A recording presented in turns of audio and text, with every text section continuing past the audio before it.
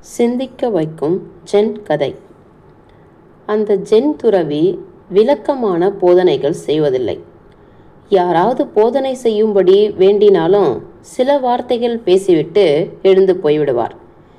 எங்கே போனார் என்பதை பல நாட்களுக்கு கண்டுபிடிக்கவே முடியாது. அரசர் அவரை அழைத்து தன் வாரிசுகளுக்கும் அரசவை பணியாளர்களுக்கும் ஜென் போதிக்க உத்தரவிட்டார். துறவி அரசர் முன் கொஞ்ச நேரம் அமைதியாக நின்றார். பிறகு பையிலிருந்த புல்லாங்குழலை எடுத்து சில ஸ்வரங்களை வாசித்தார். பின் பணிவோடு தலையை குனிந்தபடி வெளியேறினார். முடிந்தால் புரிந்து கொள் என்கிற மனப்பாங்கு இந்த செயலில் தெரிகிறது. ஜென் சொல்வதும் அதுதானே.